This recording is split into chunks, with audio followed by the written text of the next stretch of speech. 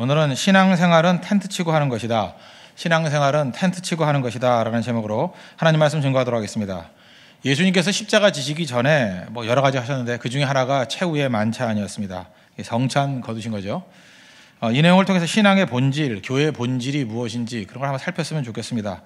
사실은 최근에 우리가 고성성교 이후에 뒤풀이 이런 게 많지 않았습니까? 그래서 가정에 모이기도 하고 또 따로 여러 모임들이 있었습니다. 그 모임들을 보면서 참 이게 교회의 모습이구나. 또 우리 교회 또 점심때마다 식사하고 아침마다 식사하지 않습니까? 그 식사의 모습을 보면서 이게 성도의 가족화 되는 모습이구나. 그런 걸 깨달았다는 것입니다. 그래서 신앙의 본질, 교회의 본질이 뭐냐? 오늘 세 가지로 접근하게 돼. 첫째는 식사 교제가 본질이라는 거고, 두 번째 교회는 장막, 이 텐트 교제라는 특성을 가지고 있다는 것입니다. 그리고 세 번째로 교회는 세상과 다름을 통해서 영향력을 미칠 수 있다. 그래서 신앙과 교회의 본질에 대해서 차례대로 살펴보도록 하겠습니다. 첫 번째는 식사 교제의 능력입니다. 22절 보십시오. 그들이 먹을 때 예수께서 떡을 가지사 축복하시고 떼어 제자들에게 주시며 이르시되 받으라 이것은 내 몸이니라 하시고, 예수님이 먹을 때 하신 말씀입니다. 예수님은 식사하실 때 말씀 많이 증거하셨다는 것입니다. 우리가 이렇게 설교 시간 같이 이렇게 앉아서 말씀을 들을 때도 중요한 거지만 사실 식사하면서 교제를 나누면서 나누는 대화들도 강력한 메시지가 될 수 있다는 것입니다. 예수님 식사하실 때 많은 가르침 주셨다는 건 아시죠? 그 향료를 부었던 여인, 마리아라 그러죠. 그때도 그 바리새인 시몬의 집에서 식사하실 때입니다. 식사하실 때 벌어졌던 사건, 말씀 전체였다는 것입니다. 그래서 식사는 단순히 먹는 것에 국한되는 것이 아니라 관계를 연결시키는 능력이 될 수 있다는 것입니다. 식사는 관심입니다. 식사는 사랑이고, 식사는 이해고, 식사할 때는 이 관계가 연결이 된다는 것입니다. 그런 의미에서 식사는 지극히 영적인 겁니다. 영적인 거. 가족이 되었다는 것을 우리에게 보여주고 있다는 것입니다. 그래서 식사는 육체만이 아니라는 거예요. 조금 전에도 팔찐인가요? 팔찐에서 그 전체가 다 결혼 안 한 형제 자매들이, 상당히 나이가 든 자매들이, 형제들이 이렇게 같이 모여서 있더라고요. 떡볶이도 있고 순대도 있고 해서 제가 가서 끼어서 먹었습니다. 저 딴 목적이 아니라 맛있어서 그 자리에 있었어요. 근데 그 자리에 앉다 보니까 느낌이 그거였습니다. 야, 이 정도면 가족이구나. 제가 웬만한 가족 모임을 가도 이거보다 더 가족일 수 있을까? 그런 느낌을 받았어요. 참 따뜻함이 있고 위로가 있고 격려가 있고 참 좋더라고요. 가족 가운데 하나 들어온 것 같더라고요. 왜 그게 가능한가? 식사가 있기 때문에 가능한 것입니다. 식사 맨날 같이 하던 사람이에요. 새벽에 말씀 듣고 난 다음에 식사하고 교제 나누던 그 그룹들, 그러니까 형제 자매들이 진짜 한 가족같이 하나가 되는 모습을 보게 되더라는 것입니다. 초대교회의 능력이 어디에 있습니까? 식사에 있습니다. 사도행전 2장 46절 보니까 날마다 마음을 같이하여 성전에 모이기를 힘쓰고 집에서 떡을 떼며, 이 식사죠. 기쁨과 순전한 마음으로 음식을 먹고, 떡을 떼고 음식을 먹고, 이게 초대교회 신앙의 본질이었다는 것입니다. 신앙은 밥상 공동체입니다. 같이 먹다가 변화가 되는 거예요. 우리 교회도 이제 식사를 많이 하는데 밥 안 먹고 빨리 가시는 분들이 있죠. 물론 그럴 수 있습니다. 다이어트도 되고 음식이 안 맞을 수도 있고. 그러나 교제권에서 멀어지는 건 확실합니다. 식사 교제는 생명 걸고 해야 될 필요성이 있다는 것입니다. 궁굴에도 오십시오. 그래서 식사 교제하는 것이 하나됨을 이룰 수 있다는 거예요. 한국의 이 패밀리라는 말, 한자로 두 가지가 있죠. 가족이라는 말이 있고 가족. 또 하나가 뭐예요? 식구. 저는 식구라는 말이 훨씬 더 좋다고 생각합니다. 먹을 식자의 입구. 그러니까 가족 그러면 피를 좀 강조하는 것 같고, 식구 그러면 먹는 걸 강조하죠. 우리는 한 식구야. 그럴 때 친근해 보입니까? 우리는 한 가족이야. 뭐가 더 친근해 보여요? 좀 약간 저속해 보이지만 식구 그럴 때 뭔가 그 본능이 끔틀끔틀하지 않습니까? 먹느라고 하나가 된 모임들. 식구야. 우린 식구. 그죠? 조폭들이 우린 가족이야. 그런 거 봤어요? 우린 한 식구야. 딱 그러잖아요. 그죠? 뭔가 좀 다르잖아요. 끈끈함이 있는 거 아니겠습니까? 그게 바로 뭐예요? 밥은 피보다 진하다. 먹다가 하나 된가 먹다가. 식사는 영적인 의미가 있습니다. 분명히 영적인 의미가 있어요. 여러분 그거 아시죠? 차, 커피라든지 차는 조금 가깝지 않은 사람끼리도 마실 수 있습니다. 그래서 처음 데이트할 때도 맞선 볼 때도 소개팅할 때도 찻집에서 만나죠? 안 그렇습니까? 차는 대충 마실 수 있어요. 액체니까 그냥 기분 나빠도 마실 수 있고. 밥은 같이 못 먹습니다. 밥 먹다간 체해요. 재수없는 애하고 밥 먹다간 체해요. 그렇죠? 절대로 같이 할 수 없다는 것입니다. 그래서 식사는 영적인 의미가 있어요. 제가 미국 동부에 사는 어떤 분 알고 있는데 보석상 하는 분입니다. 이분이 이렇게 뭐 과장하는 분도 아닌데요. 그 유태인 그 사업 파트너가 있었습니다. 그 주이시 파트너가 자기를 집에 초대했대요. 그러면서 그렇게 좋아하면서 그 자랑하고 자부심 같더라고요. 그분이 그 주이시 그 보석 파트너가 굉장히 그 뉴욕에서 유명한 분이래요. 근데 그 사람이 자기를 집에 초대했다고. 제가 그때 알았습니다. 식사를 같이 하는 거, 가정에 초대하는 것은 어마어마한 거라는 거. 너는 내 형제라는 걸 인정하는 거다. 뭐 보통 감격하는 게 아니더라고요. 식사는 분명히 영적인 의미가 있다는 것입니다. 한국교회가 부흥했던 이유가 뭔지 아십니까? 신방이라는 게 있었습니다. 신방이 뭡니까? 가정마다 가가지고 식사 같이 하는 거예요. 저도 우리 교회에 지금 많은 성도들이 계시지만 제가 신방에서 식사했던 가정은 다 기억해요. 저도 그저 밥이 피보다 진한가 봐요. 식사한 집은 애들까지도 기억이 나요. 애들도 기억나고 뭐 가정의 내용들, 기도 제목 다 기억나는데 뭐 오랜 시간 신앙생활을 같이 했더라도 밥같이 먹은 적이 없던 사람은 잘 모르겠어요. 그죠? 뭔가 이렇게 기도를 해도 그냥 피상적인 기도가 나오는 거고. 저는 하나님께서 우리 한국교회 주셨던 축복 가운데 하나가 신방이라고 생각합니다. 그죠? 신방 가서 식사하면서 교제 나누면서 그때 하나됨, 이게 뭐 신앙뿐만 아니라 기도도 더 깊게 만드는 힘이 있다라는 것입니다. 여러분 젊은 사람은 잘 모를 건데 옛날에 뭐 스스로를 한국의 국보라 그랬던 분이 있습니다. 양주동 박사라고. 정말 똑똑한 분이에요. 지금의 우리 신라의 뭐 우리 뭐 그 노래들 있잖아요. 뭐 고려 가요 이런 거. 그거 다 번역했던 분이에요. 이분은 뭐 국문학자이자 수학자이자 뭐 영어학자이자 하여튼 이분은 내가 알기로는 박사 정도 수준 되는 게 한 10가지도 넘어요. 음악도 했어요. 음악도 하고 미술, 그림도 그리고. 양주동. 하여튼 뭐든지 주동으로 이렇게 잘 뛰던 분인데 양주동. 이분이 에세이도 되게 많이 썼습니다. 양주동 에세이도 되게 재밌는 게 많았어요. 그리고 이분은 한 시대를 이끌었던 분이에요. 젊은이들이 막 다 따라다녔으니까. 이분이 했던 얘기가 뭐냐면 그 애인과 만나가지고 옛날에 이제 뭐 이렇게 굉장히 유교적인 사회였는데 애인과 결혼할 사이인지 아닌지를 알아볼 수 있는 건 뭐냐? 같이 짜장면을 먹을 수 있으면 결혼할 사이라는 거예요. 짜장면이 잘 끊어지지 않아요. 지금 뭐 이렇게 잘라도 좋은데 옛날에 자르는 게 없었습니다. 그죠? 쭉 잡아당겨 가지고 튀기고 막 그죠? 그리고 그 자장면을 먹기가 쉽지가 않아요. 그죠? 자장면 먹을 때 한번 찍어 보십시오. 입 모양도 이상해져야 되고요. 그죠? 막 이래야 되고 인상 써야 되고 하여튼간에 근데 그거를 남녀지간에 같이 짜장면을 먹을 수 있다. 이거는 벌써 하나 됐다는 거예요. 허물을 다 드러낼 수 있다는 거. 그래서 이분이 했던 그 유명한 얘기가 있어요. 자장면을 같이 먹으면 그 사람은 결혼할 관계다고. 근데 그게 일리가 있다고 생각합니다. 그죠? 먹으면서 하나 되는 거예요. 여러분 그 대개 남자분들이 그러죠. 차 마시고 온 다음에 뭐 헤어졌다 그러는데 제가 물어봐요. 밥도 먹었니? 그러면 밥은 나중에 먹죠. 아직 멀었다 그래요. 그죠? 이게 밥을 먹을 수 있을 정도면 편안해지지 않으면 못 먹는 거예요. 특별히 그것도 뭐 먹든지 말든지 하는 거 말고 뭐 냉면을 같이 먹었다나 자장면을 같이 먹었다거나 이건 다 끝장난 관계입니다. 그건 다 된 관계예요. 그죠? 그만큼 먹는 것이 하나 되게 만드는 힘은 엄청나게 크다는 것입니다. 교회가 초대교회와 마찬가지로 항상 교회는 이 먹는 것에 집중하고 같이 식사하면서 하나됨을 이루는 그런 공동체라는 것입니다. 신앙을 약화시키는 것 중에 하나가 뭐냐면 교제권 밖에 떨어져 있는 것입니다. 우리는 두 가지 본능이 있는 것 같아요. 익명으로 남아있고 싶어하는 마음, 숨어있고 싶어하는 마음, 또 하나는 다른 사람과 깊은 관계를 맺고 싶어하는 마음.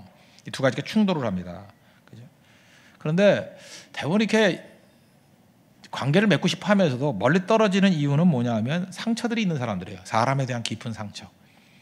인생 살다 보면 그렇습니다. 사람들은 상처도 주고 그러려냐고 살아야 되는데, 그죠? 나도 상처 준 게 있잖아요. 근데 그게 이제 두려운 겁니다. 그래서 고립이 되면 사실 고립된 것보다 더한 힘든 건 없거든요. 오늘 부제로 삼았던 게 뭐예요? 친구 없는 지옥. 여러분 지옥을 체험하고 싶습니까? 친구 없으면 지옥이에요. 아무리 돈이 많다 할지라도 친구 없는 지옥, 그건 지옥입니다. 그러나 아무것도 없다 할지라도 친구들이 많다 그러면 그 삶 자체가 천국이 될 수 있다는 것입니다.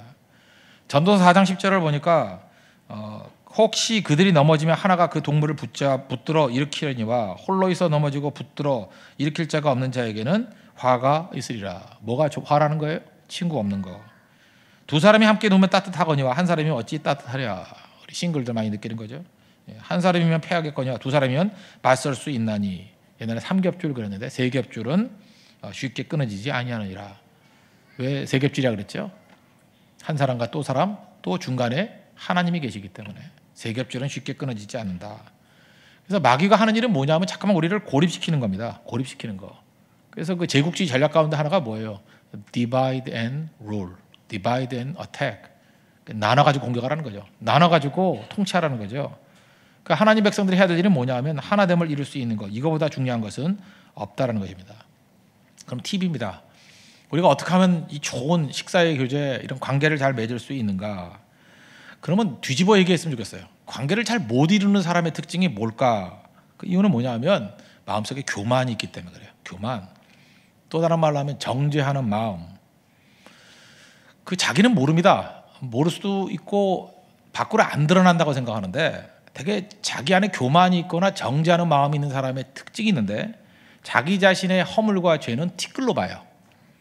그러니까 자기 자신한테 관대해요. 자기가 잘못하는 거에 대해서는 그냥 관대하다고요. 그래서 자기의 허물과 죄는 티끌로 보고 상대의 죄와 허물에 대해서는 대들보로 봐요. 크게 본다고요. 크게. 그러니까 교제가 없는 사람들의 특징은 뭐냐 하면요. 그 교제가 잘 안 되는 사람. 이상하게 그 사람을 만나면 기분이 나쁜 거예요.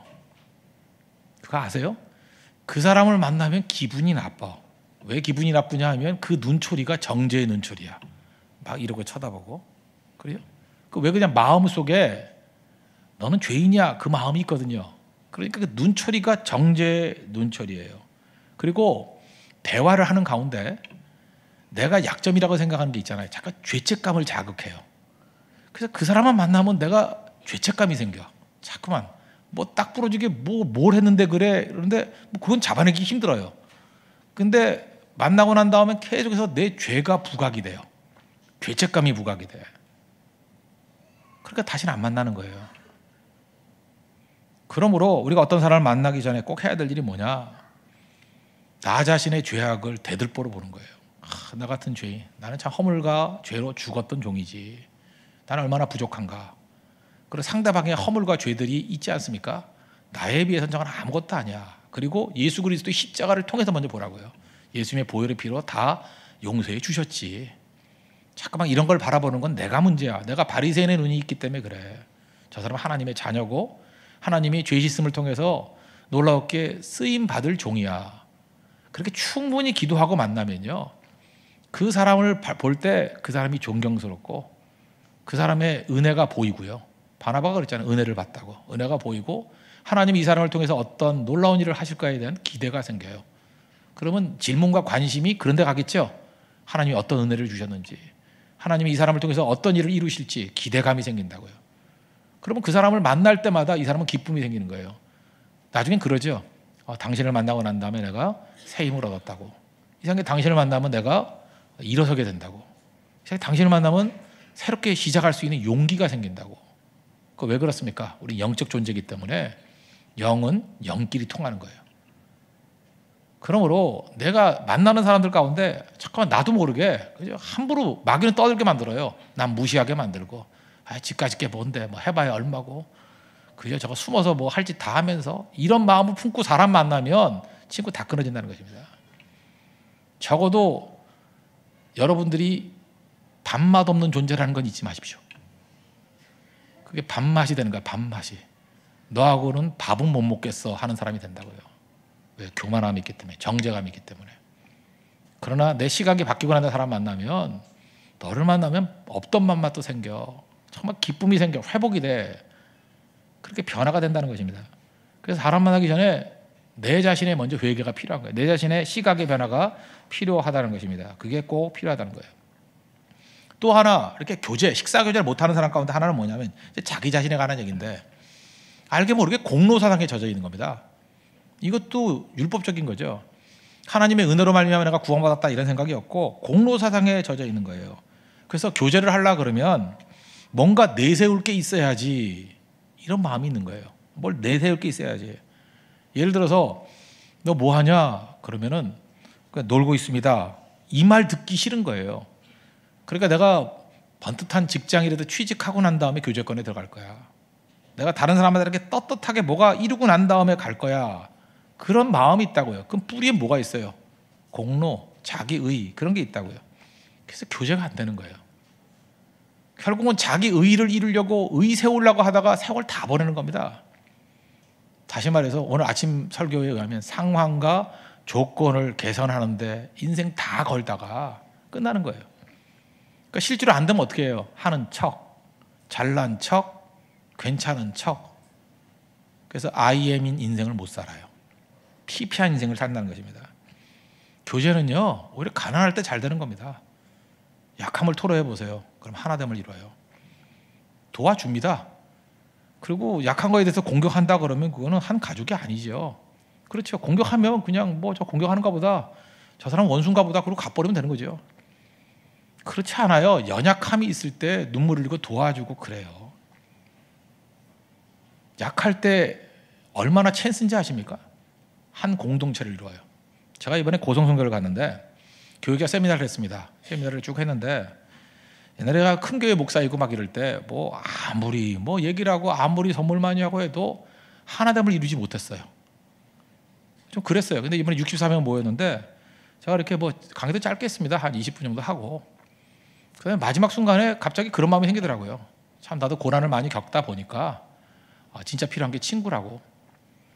저한테 친구가 필요합니다. 좀 많이 도와주십시오.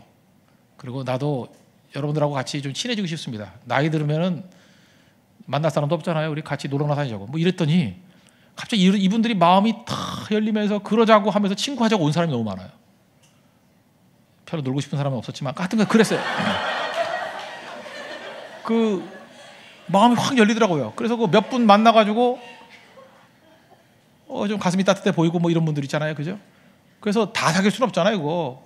이번에 굉장히 많이 사귀다가 사귀는 게 뭐냐면 재미있더라고요. 재밌다라는 건 허물이 없다는 거거든요. 열었다는 거거든요. 오픈했다는 거거든요. 정말 재밌었어요. 제가 설교 때마다 얘기하잖아요. 그 중학교 목사님하고 탁구 뭐 3시간 4시간 쳤다고. 그게 탁구 쳤다가 아니라 친구 됐다는 얘기잖아요. 그리고 이분들이 지금 계속해서 뭘 보내줘요. 뭐 약콩에 다시마에 검은 깨에 백수호 아세요? 그거에 또 뭐 이거는 이제 장윤성 목사님 보내온 거고 또 그 중학교 목사님이 또 뭘 또 보내왔어. 그 보내왔는데 머리카락 난다는 거예요. 한마디로 얘기해서 머리카락. 이게 우정 아니지 우정? 그분들이 내 머리카락이 나도 안 나도 무슨 관심이 있어요. 그걸 뭐 한 보따리를 보내줘가지고 내서 먹었어요. 진짜 먹었다고. 먹었더니 머리카락 났나요? 2주 만에 난대. 근데 뭔가 모르겠는데 머리카락이 좀 두꺼워진 것 같긴 해. 느낌에. 근데 그건 둘째치고 머리카락은 난 관심도 없고 딴 건 모르겠는데 그걸 먹었더니 제가 약간 역류성 식도염이 있었거든요. 그래서 이렇게 목에 뭐가 걸리는 듯한 느낌, 그리고 위가 뭘 안 내려가는 느낌이 좀 있었어요. 근데 그걸 먹었더니 너무 배설이 잘 되는 거야. 그래서 몸무게 2.5kg가 빠졌어요. 그거 먹고. 이게 뭔가. 그래서 나 궁금해가지고 한번 봤죠. 봤더니 다시마가 이게 위에 들어가면 부풀어 오른대. 그럼 모든 걸 다 쓸어서 없애버린대요. 일단은 저는 그거 머리카락 나는 약인지 모르겠지만 그거 먹고 난 다음에 소화는 무지무지. 여러분들 그 변 비는 사람 그거 보면 다 날 것 같아. 그죠? 너무 싹싹 비워가지고 허기질 정도로 비워요. 싹 다 비워버려, 싹 다 비워버려. 그래서 저는 그 약을 참 좋아해요. 약인지. 근데 그 보니까 다 생약이잖아요. 뭐 그 약 아니잖아요. 콩이 약이에요? 뭐 그냥 먹을 수 있는 거 아니에요. 그죠? 들깨도 그렇고 다시마도 뭐 그렇고. 백수호가 뭐예요? 난 그 뭔지 모르겠는데 백수호 하여튼 그거 하나만 정체불명해 보고. 그죠? 그래서 지금 주는 거 그냥 우정으로 다 먹어요. 이거 먹고 저거 먹고 다 먹어요. 일단 먹어보고 칵테일 효과로. 그죠? 혹시 머리카락이 나면 나도 왜 나는지 몰라. 뭐 잔뜩 먹었어요. 뭘 주는 건 다 먹었으니까. 그때 제가 깨달았던 게 뭐냐 하면 야 이게 친구 된 거구나. 서로에 대한 관심이 있어요. 그죠? 주고 받고. 또 혹시 알아요? 이래서 머리카락 날 줄 알아요? 그러면 또 우정의 기적 뭐 이런 게 나타나지 않겠어요? 그죠? 하나님 앞에서 이런 모습들이 꼭 필요하다고 생각을 합니다. 그래서 제가 느낀 게 뭐냐, 자기가 어렵고 난관에 처해 있을 때는 친구 사귀기에 너무 좋을 때예요. 힘 있으면 친구가 안 와요. 우리가 고등학교 때까지 친구가 많다 그러죠. 약할 때니까, 아무것도 없을 때니까. 오히려 사회 나와서는 친구를 못 사귄다 그러잖아요. 왜 그래요? 힘 갖고 만나니까. 힘이 없어야 사랑하는 겁니다. 여기도 지금 그래요. 너무 잘 나가는 형제들, 너무 예쁜 자매들 진짜 사랑하기 힘들어. 외모 보고 울고 능력 보고 울 가능성이 크잖아요. 그게 무슨 진짜 사랑이야. 오히려 아무것도 없고 흠모할 것이 하나도 없는 예수님 같은 모습이 있을 때 그게 진짜 사랑일 가능성이 크죠. 그러니까 약한 게 나쁜 건 아니에요. 약함에 진실이 있고요, 강함에 허위가 있을 수 있잖아요. 다 그런 건 아니겠지만 하나님 앞에서 우리 식사의 교제도 마찬가지라고 생각합니다. 하나님께서 우리에게 약함을 주십니다. 그걸 통해서 하나됨을 누리는 거죠. 어떤 때는 진짜 제대로 먹지 못할 사람들도 있잖아요. 배고플 때. 그때 식사 같이 하면서 얼마나 기쁨이 있는지 아십니까? 하나됨이 있는지 아십니까? 저는 그래요. 우리 교회 지금 섬기는 분들 참 어려워하지만 새벽도 그렇고 주일에도 그렇고 점심 때도 식사 드리고 저녁에도 뭐 남으면 드리고 하는데 되게 힘들어 하세요. 그죠? 힘들죠. 그러나 우리 가운데도 어려운 분들이 있잖아요. 그럴 때 주일에 하루 종일 있으니까 너무 힘들어요. 근데 한 끼가 해결되니까 많이 돈이 절약되는 이런 젊은이들도 있고, 젊은이뿐만 아니라 어른들도 많이 계셔요. 그렇다면 해야죠. 저는 이런 생각도 한 번 해봤어요. 옛날에 이제 생각했던 건데 뒤에다가 그냥 쌀을 좀 많이 갖다 놓을까. 그래서 알아서 퍼가라고. 또 매너 없는 분이 또 가만히 끌고 와가지고 또 그냥 가져. 나는 교육이 필요하다고 생각합니다. 예를 들어서 여러분 뭐 쌀 정도 얼마든지 도울 수 있는 분들도 있잖아요. 그런데 진짜 어려운 분도 있어요. 그럼 뒤에 사랑의 쌀떡 같은 거 두고 그냥 알아서 필요한 만큼 퍼갈 수 있게 해볼까요 한번? 그거 해봐야 미제 본전 아니에요, 그죠? 뭐 하다 안 되면 안 해버리면 되지 뭐, 그죠? 한 사람이 다 집어간다 그러면 그건 좀 문제가 있지만 또 그걸 뭐 또 잡겠어요, 그죠? 잡아야지 그건. 우리 주변에 제가 볼 때 그런 작은 사랑들 지금 그래요. 진짜 성경할 때도 어떤 집사님은 대만 성경할 때도 3명분 그 회비를 저한테 맡겼던 분이 있어요. 그래서 꼭 성경은 가고 현장에 하든 자기는 성경 못 간대. 못 가니까 회비로 도와주는 뭐 이런 분도 있고, 또 교육자 세미나 한다 그러니까 그거에 대해서 또 이렇게 후원해 주는 분도 있고, 이름도 없이 빚도 없이. 그거 얼마나 중요한 거예요. 몸이 못 가니까 물질이 가고 기도가 가고 사랑이 가고. 그러면서 느낀 게 뭡니까? 공동체가 하나됨, 이런 걸 느끼는 거죠. 근데 하나같이 자기 이름 밝히지 말래요. 그래서 다 무명으로 하려고 그러고 드러내는 게 아니죠. 하나님 앞에서 그걸 기쁨으로 여기는 거예요. 그리고 이 정도면 나도 대만성교에 동참한 거죠. 그러면서 흐뭇해하고. 그러니까 하나님께서 그런 가정을 축복해 주시지 않겠습니까? 하나님의 은혜와 권능이 넘쳐날 거라고. 하나님 앞에 그렇게 쓰임받는 믿음의 종 되기를 바랍니다. 이게 교회라는 거예요. 그래서 여러분들 식사를 만만히 생각하지 마시고 신방의 식사도 중요한 거고 교회에서의 식사도 중요한 겁니다. 그래서 중요한 게 뭐냐? 절대로 혼자서 식사하는 버릇 기르지 마십시오. 식사를 사역의 기회를 삼으라고요. 나는 급하니까 혼자 먹을래. 그게 아니고 혼자 먹지 마세요. 저도 가끔가다 이렇게 혼자 공부하다가 뭐 저는 천국을 사모하기 때문에 김밥 천국에 자주 갑니다. 내려와서 먹는데 그 싸가지고 그냥 방에서 먹을 수도 있지만 일부러 거기서 먹어요. 그러면 거기가 다 중국 분들이거든요. 하시는 거지. 이 얘기 저 얘기 물으면서 나도 중국 갔었다고, 뭐 어디 출신이냐고. 그러면서 이렇게 전도도 하고, 그다음에 내가 하나 사가지고 드시라고. 먹진 않더라고, 자기가 싼 거, 그죠? 약간 걱정은 돼요. 안 먹어. 그래서 이거 이 몸에 나쁜 거 아닌가 생각이 들어서. 예. 이렇게 얘기하면서 물론 전도는 아직 성공을 못했지만 이렇게 전하기도 하고, 될 수 있으면 이렇게 식사의 기회를 교제로 삼는 그런 것도 되게 중요하다고 생각합니다. 할 수 있으면 혼자 드시지 마십시오. 식사하면서 사랑을 나누고 복음을 나눌 수 있는 우리 믿음의 종 되기를 바랍니다. 두 번째는 교회의 속성인데 장막의 특성을 잃지 말라는 것입니다. 그런 얘기 많이 들어봤죠. 교회는 건물이 아니라 성도다. 뭐 에클레시아 그럴 때 이게 성도들의 모임이다, 이런 얘기를 합니다. 이 교회됨이 무엇인지를 보여주는 제일 좋은 책이 하나 있는데 선교사 출신의 작가가 계십니다. 하워드 슈나이더라는 분이에요. 하워드 슈나이더. 이게 뭐 전설적인 책인데 새 포도주는 새 무대. 정말 좋은 책입니다. 제가 꼭 읽어야 되는 필독서 10권 고르라 그러면 꼭 들어가는 책 중에 하나가 이거예요. 뭐 이엠 바운즈의 기도의 능력, 그것뿐만 아니라 이 책, 그죠? 새 포도주는 새 무대. 처음 나온 게 1975년도에 나왔으니까 꽤 오래됐죠. 40년 더 됐죠. 한 50년 다 돼가는 책인데 상당히 도전적인 책이에요. 이 책에서 중요한 컨셉 하나를 줬는데 교회의 개념은 뭐냐? 장막이라는 거예요. 교회는 텐트다. 텐트. 그러면서 출애굽기 25장 8절을 인용을 듭니다. 내가 그들 중에 거할 성소를 그들이 나를 위하여 짓되. 거할 성소. 영어 뭡니까? I will dwell among you. 너희들에게 I will dwell. 거할 성소. 거할. 하나님의 임재가 있다는 거예요. 근데 그 하나님의 임재가 임하는 게 어디냐고 하면 텐트라는 거예요. 성막에 임한다. 성막, 텐트에. 그럼 우리가 알다시피 솔로몬의 성전이지 않습니까? 성전의 의미는 뭐냐? 성전은요, 하나님의 아이디어가 아니었다는 거예요. 다윗의 아이디어. 자기가 백합의 궁에 있는 것이 너무 미안해가지고 하나님 성전 지어드릴게요. 그랬더니 하나님께서 그게 기특해가지고 마지못해 허락한 거지, 하나님이 계획해서 하나님의 뜻 가운데 성전 지어 그랬던 적이 없다라는 거예요. 그 사무엘하 7장 5절 보니까 가서 내 종 다윗에게 말하기를 여호와께서 이같이 말씀하시되 내가 나를 위하여 내 살 집을 건축하겠느냐?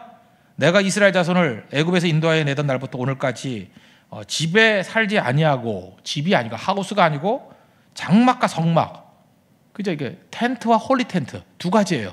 이 텐트에 있었다는 거예요. 텐트 아래서 다녔나니 이스라엘 자손과 더불어 다니는 모든 곳에서 내가 내 백성 이스라엘을 먹이라고 명령한 이스라엘 어느 지파들 가운데 하나에게 내가 말하기를 너희가 어찌하여 나를 위하여 백향목집을 건축하지 아니하였냐고 말하였느냐?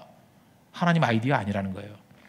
다윗이 굳이 짓겠다 그러니까 그래 그렇다면 해라 그랬던 거죠. 그러면서 이 하워드 슈나이더가 강조하는 게 뭐냐면 교회는 장막이 특징이라는 거예요.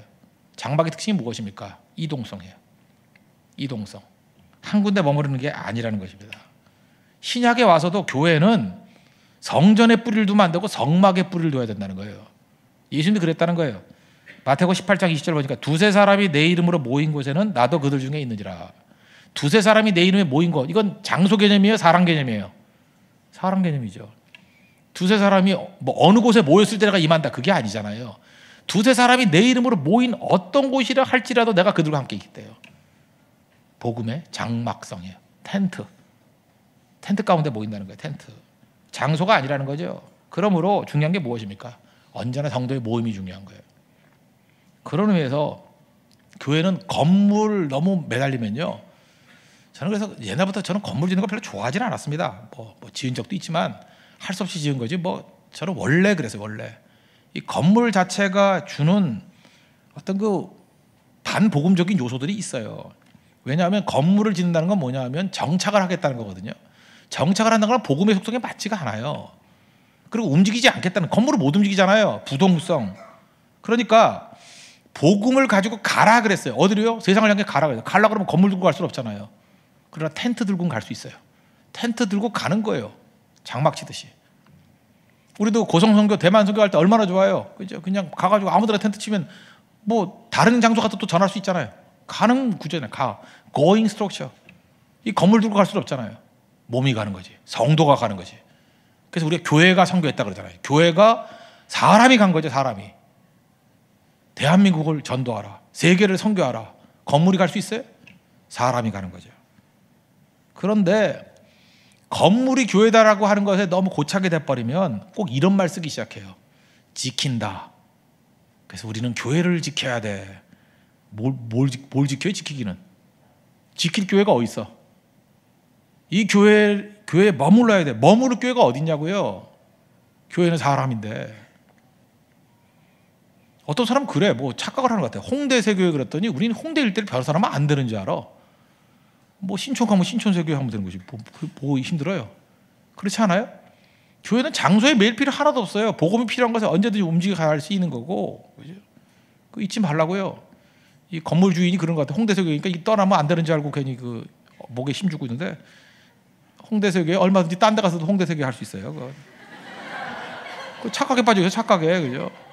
그거 아니라고요. 언제든지 자유로운 마음이 있는 거예요. 자유로운 마음. 사람인데 사람. 깃발 꽂아놓으면 되는 거죠. 아무데나. 그죠? 메가박스에 꽂아놓으면 메가박스 교회가 되는 거지. 하나님 앞에서 이 자세에 붙들고 있으면 언제나 승리할 수 있다는 것입니다. 건물은 융통성이 없습니다. 그죠? 그래서 여러분들 건물에 너무 정주지 마십시오. 이 건물에 이 벽돌 하나 붙들고 제발 그렇게 벽돌로 맞을 일이 있어요. 그런 소리 하지 말고. 건물에 신경 쓰니까 예수님이 뭐라 그래요? 돌 하나도 도리에 남지 않는다고. 다 박살내 버렸잖아요. 건물은. 그래 흩어졌을 때 성도들이 흩어졌을 때 교회 됐잖아요.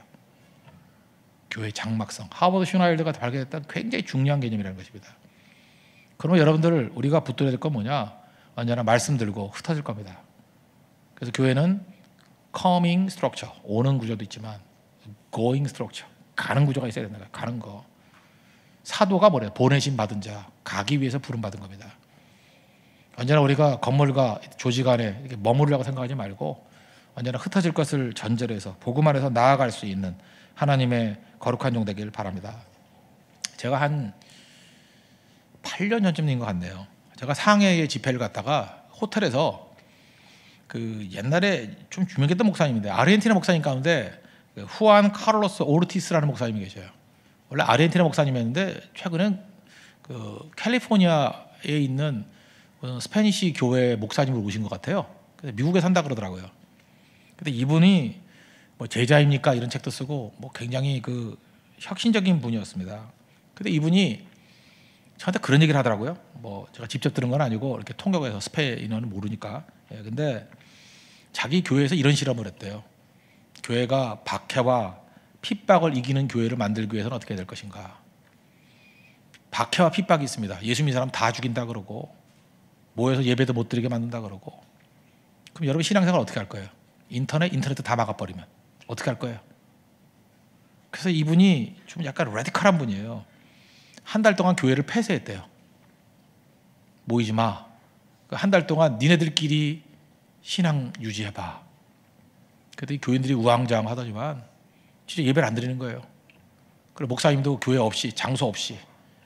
그러니까 어떤 일이 벌어지면 어떤 성도는 혼자서 기도하는 성도 있고 어떤 성도는 자기들이 가정에 모여가지고 기도를 하고 첫 주는 어색했고 둘째 주는 좀 더 틀이 잡히더니만 그 다음에 3주, 4주 되놓으니까 이게 무슨 잡초 같은 생명력으로 강력한 성도가 되더라는 거예요. 이제는 목회자 없어도 장소 없어도 그죠? 얼마든지 버틸 수 있는 사람으로 변화가 되더라는 거예요. 그리고 한 달 만에 모여서 예배를 드리는데 교회에 성령의 불길이 임하는 것 같은 뜨거움이 있더라는 거예요. 그죠? 강한 종들. 그런데 사실 이런 경험을 우리 언제 한 거죠? 선교 때 한 거죠. 선교 때. 다 흩어버렸죠. 각 교회로. 흩어져가지고 거기서 우리 어쩌나, 그죠? 목회자도 없는데 어쩌나. 그러니까 되지도 않는 빅벨트가 나와가지고 성경 읽고 뭐 기도합시다 이러고 뭐 그죠? 거기서 하다가 발버둥 치다가 그 다음에 갈급할머까지 돌아왔더니 우리 성도들이 기다리고 있잖아요. 영적 둥지가 기다리고 있잖아요. 그때 뜨겁게 기도하고 재무장하고 또 나가고. 사실 선교 훈련이라는 건 뭐냐 하면은 핍박과 환란 중에도 살아날 수 있는 교회 훈련과 똑같다는 것입니다. 그래서 선교 가셔야 돼요. 그래서 언제나 이 훈련해야 된다는 것입니다. 오르티스는 한 달 동안 실험했지만 우리는 매번 선교마다 이걸 실험할 수 있어요. 하나님 앞에서 우리가 홀로 서 있는 겁니다. 홀로. 여러분 직장에 가면 거기 목사 없잖아요. 여러분이 거기에 제사장 돼야죠. 이게 복음의 장막성이에요. 장막성. 언제나 두세 사람이 예수 그리스도 이름으로 모이는 것을 훈련하십시오. 고립되지 마십시오. 여러분 어떤 직장이나 믿는 사람이 있습니다. 모이십시오. 기도하세요. 그리고 직장에 변화를 놓고 세력을 영적 세력을 만드십시오. 변화가 된다는 것입니다. 그래서 홀로 신앙생활하는 것보다 무서운 건 없다. 홀로 신앙을 깨버리고 주와 함께 헌신할 수 있는 우리 믿음의 신실한 종 되기를 바랍니다. 마지막 세 번째, 이건 간단히 해보겠습니다. 세상과 달라야 된다는 거죠. 달라야 된다. 세상 속에서 구별되는 인생을 살아야 된다는 것입니다. 구별됨이 뭐예요? 말씀대로 서 있는 거죠. 이 능력 안에 서 있는 거. 사도행전 3장에 보니까 성전 미문에 앉아있는 안진뱅이가 있었습니다. 다른 사람 다 구경만 했는데 베드로와 요한은 달랐죠. 쳐다보고 난 다음에 우리를 주목하라. 은과 금은 내게 없거니와 내게 있는 것을 내게 주노니 나사렛 예수 그리스도 이름으로 일어나라. 걸어라. 걸었습니까? 못 걸었습니까? 걸었죠. 교회가 다르다는 건 바로 이런 능력입니다. 뭐 건물로 다를 생각하지 말고 외형적으로 다를 것이 아니라 성도가 기도하고 영적으로 무장되어 있으면 다른 인생 산다는 거예요. 오늘 아까 신년 얘기했죠. 신년은 3년 동안 소출이 없는 겁니다. 7년 안식년 때 1년 놀아야죠. 그러니까 49년 때 놀잖아요. 그 다음 신년이니까 50년째 또 놀잖아요. 그 다음에 봄에 씨 뿌리면 가을에 걷어야 되니까 그 다음 첫 해 또 놀잖아요. 그러니까 3년 동안 소출이 없는 거예요. 그런데 믿음으로 신년을 지키는 거예요. 굶어 죽습니까? 하나님이 채워주셔요. 공가고의 하나님, 공급하신 하나님을 체험하는 거라고. 여러분 인생 가운데 사람이 한 100세 정도 살잖아요. 100세 미만을 살잖아요. 100세 더 사는 사람이 있습니까? 평생에 희년을 2번 겪는 사람이 없어요. 나는 뭐 어렸을 때 겪을 수 있습니다 그랬지만 어렸을 때 뭐 희년이야, 뭐 아빠 엄마가 다 해주는 거지. 그러니까 자기 인생 가운데 희년이라고 지킬 만한 건 평생 한 번 정도 걸린다고. 어떤 사람은 20대에 걸리고 어떤 30대에 걸리고 40대에 걸리고. 인생의 한 타이밍에 하나님께서 각자의 희년으로 불러주실 때가 있습니다. 3년 정도 소출 없는데도 불구하고 헌신하라 그럴 때가 있어요. 그때는 하나님이 만나러 먹이셨던 것과 마찬가지로 하나님이 직접 공급하시는 3년이 있어요. 여러분 믿습니까? 분명히 있다고. 분명히 하나님이 희년과 같이 하나님의 은혜로 먹여주실 때가 있어요. 광야에서 농사 짓지 않았습니다. 하나님이 부어주신 걸로 먹었던 그 시대가 있어요. 희년의 때에 부신 가지고 내가 먹고 살겠다고 엉뚱한 데 가지 마십시오. 하나님이 먹여주실 거 붙들고 헌신할 때 희년의 기적을 맛봅니다. 그게 인생이라는 거예요. 그런 사람이 보면은 교회도 보세요. 전부 다 직업 버리고 나가라는 게 아니에요. 전부 다 헌신하라는 얘기가 아니에요. 인생에 단계가 있거든요. 그런데 적어도 이 정도 규모의 교회라 그러면 희년 정신을 갖고 뛰는 사람이 몇 사람은 보여야 돼요. 저 사람은 지금 아무 소출도 없이 3년 넘게 저러고 있다. 하나님의 공급으로 살아가고 있다. 하나님의 공급으로 헌신하고 있다. 그런 사람이 적어도 이 정도 사이즈라고 하면 몇십 명은 보여야죠. 확률적으로 볼 때. 그게 교회예요. 일반화시키자는 얘기가 아닙니다. 누구나 다 저렇게 해야 된다는 얘기가 아니에요. 지금 그 사람은 그 시기에 희년의 시기예요. 하나님의 공급을 체험하는 시기입니다. 그래서 더 풍성해지는 시대입니다. 죽을 때까지 놀고 먹자는 얘기가 아니에요. 안식의 때예요. 회복의 때예요. 기쁨의 때예요. 희년이 기쁨이라 뜻 아니에요. 기쁨, 하나님 주시는 기쁨을 누릴 때라고. 그게 교회입니다. 교회. 그래서 교회 공동체는 신년 공동체입니다. 신년의 모습을 볼 수 있는 것. 그러면 믿음이 생기죠. 하나님께 내 인생 가운데 신년을 주셨을 때 나도 저렇게 할 수 있어. 신년의 승리를 보여주는 사람이 나오면요, 나머지 모든 성도들에게 용기가 생깁니다. 용기와 믿음이 생겨요. 그래서 실제로 뛰는 거는 몇 명 안 되는데 50년마다 한 번 오는 거니까 평생에 3년 뛰는 거예요. 평생에 3년. 그 3년 동안 헌신하는 사람이 여기저기 나오기 시작하면 그 교회의 파워는 어마어마합니다. 마귀의 경관지를 파하고 모든 난관들을 돌파해버리고요, 많은 사람들이 이루지 못한다는 것들을 그 저돌적인 그저 생명건 3년의 헌신을 통해서 다 뚫고 나가버려요.